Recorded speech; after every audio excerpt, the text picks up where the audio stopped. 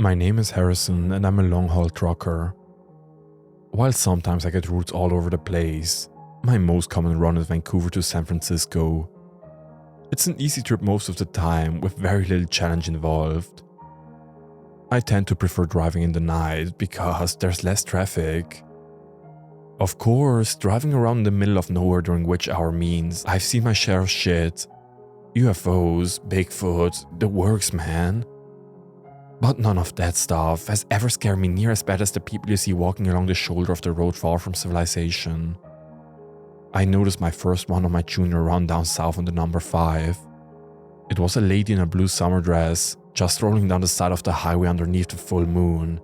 Not a care in the world. Now, we were on a stretch that was miles and miles away from anything in either direction, and I was the first vehicle on the road that she'd likely seen since dusk. She didn't even look up to acknowledge me though. Instead, she just kept on walking with a sort of vacant smile. I jogged it up to some hippie from the Oregon Trail hopped up on something from a nearby campsite, and so I kept driving. But she was only the first. It's not every trip you spot them, but sometimes you see a few on a single go. It always struck me as strange because you never see them during the day. Or maybe you do, but they don't stick out as much under the sun. Even so, once you know they're there, you'll start noticing the hell out of them everywhere you're driving from. The other truckers call them moon wanderers, but I prefer shoulder walkers since that's always where they are. Almost like trains on a track, they walk that little white line to wherever they're going.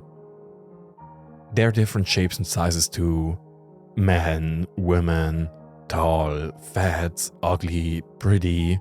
Just folks like you would see anywhere. Sure, they're creepy, but for a long time I didn't pay them any mind beyond noticing them on occasion in the split second that they were visible as I cruised past. But one night, a few months ago, I passed by what looked like an old lady. She was in a hospital gown and looked just like someone on death row. Sunken, given up on life sort of eyes, frizzy white hair and pale skin. She was smiling just like her grandkids I called her name. Her pace was a slow shuffle along the shoulder, and just by looking at her, I could imagine the sound of her hospital slippers running just over top the gravelly road. I wanted to keep driving because, well, to be honest, she gave me the willies.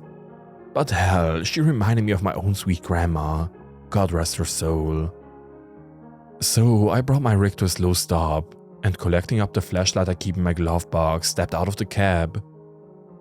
I could hear her coming before I could see her as I'd driven a few meters ahead of her due to the long stop time. Scrape, scrape, scrape. I could visualize her wrinkly feet on those hospital slippers, shuffling ever onwards. Quickly I checked the maps app on my phone and saw that the closest town to where we were was over 50 miles. No way, this old lady was walking that. Putting my phone in my jeans, I held up my flashlight and started walking towards the sound of her footfalls. Hello, ma'am, I called out, hoping that she would speak up. No such luck, just more scraping. My hairs were on edge now as I waited for her to enter into the dim light of my flashlight. I nearly cried out as the ghostly appearance came into view. Not because anything was different from before, just because she looked so much more sickly up close. Ma'am, are you okay? You're in the middle of nowhere, you know? She didn't say anything, just kept smiling and moving steadily forwards. Now, my heart was beating hard. She's just senile. Senile and she needs my help, I thought out loud, but my feet were frozen in place. They were going back to the truck, or they weren't moving at all.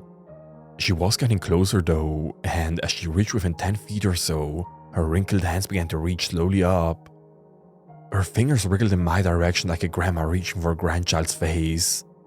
She opened her mouth but didn't say anything, just grinned at me with pale gums. Fuck, I stammered as my legs gave out. As I fell onto my side, she reached down for me with surprising speed and dexterity.